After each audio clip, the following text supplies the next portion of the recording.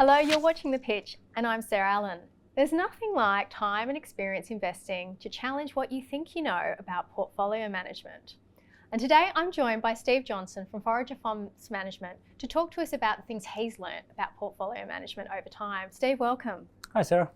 So to begin with, being transparent about mistakes is really important to Forager. Why? It's not just important, it is a fundamental component of our business. And I think there's a few reasons for that. Number one, it's really important to make the right decision at that point in time. And I think if you can't recognise that you've made a mistake, the general approach is to either just hang on and hope that things get better, or even buy more of something in the naive hope that your original expectations around that business were right. So if you want to make the right decision at that particular point in time, you have to recognise that you've made mistakes. I'd say a corollary for us as a business has been that we've attracted some really long-term, loyal clients that appreciate that transparency and have stuck with us through some difficult times. But probably most importantly, you have to learn from them. And if you can't recognise mistakes, for me, being public about them actually helps with the recognition and the transparency, and then learning from it. What are we going to do differently next time to make sure we don't do this again? So moving on to a bit of a curly one, what is the biggest investment mistake you've made and what did you learn from it? But we've had investments in both of our funds go to zero or close enough to zero. So Freedom Insurance in our Australian fund and then Technicolor in the international fund are two stocks that were almost complete wipeouts for us that we've talked about both of them publicly. So it won't be a surprise to our investors, but they're two good examples of what I was talking about. What lessons did you learn from this? The easy lesson is don't buy that type of business again. Don't invest in a business with a flawed product or with a management team that you don't trust. It's actually not the right lesson from those two investments for us. We invest in unloved, underappreciated stocks. Often that business is going through some difficulties at the time we invest in it, and that's why it's cheap. And some of our most successful investments have actually been businesses that didn't look great and didn't have those attributes either at the time we bought them. So it's not just don't do that.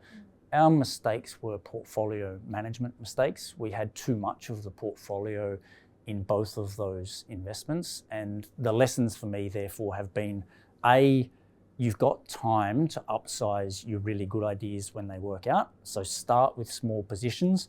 And as you get evidence that your investment thesis is working, that the market's wrong and you're right, you've got time to upsize them. And even if you pay a bit more, it's stopping you making mistakes and losing big chunks of your portfolio on those things.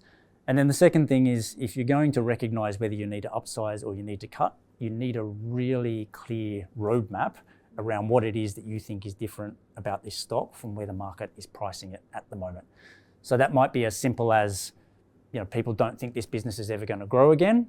I think it's going to grow 5 to 10% per annum. And if it does that over the next 5 years, it's going to look really cheap. It might be, it's not making any money at the moment, but I think it can make 4 and 5% profit margins a few years down the track.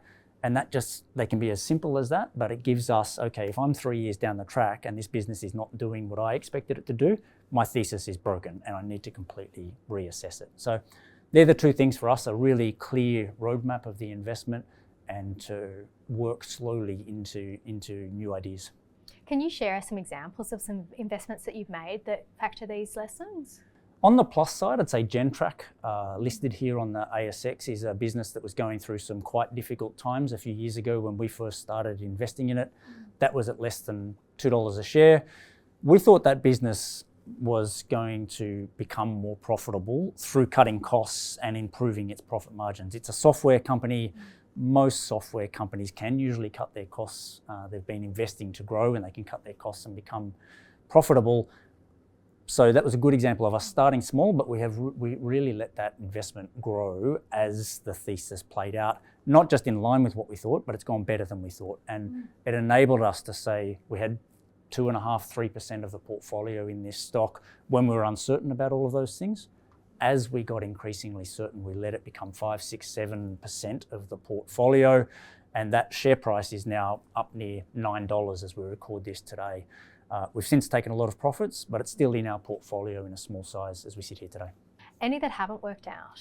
Yeah, and that's probably the thing that's most important from what I was talking about earlier, is to recognise those mistakes and move on. And Adore Beauty, another ASX listed stock, I think is a good example of us recognizing that that business was not going to grow anywhere near as fast as we thought when we first bought it. And more importantly, its customer acquisition costs have gone through the roof. We had a plan there for that business to be able to keep acquiring customers for a certain amount of money, and it's costing 3 times as much. So we cut that investment early and moved on, and that is as important a lesson as the hanging on to the ones that do well. Are there any unloved stocks that you're watching right at the moment? Yeah, one that I think is in that category like a Gentrack is Catapult. This is a sports tracking software for professional teams and hardware as well. You see their vests in a lot of professional sports.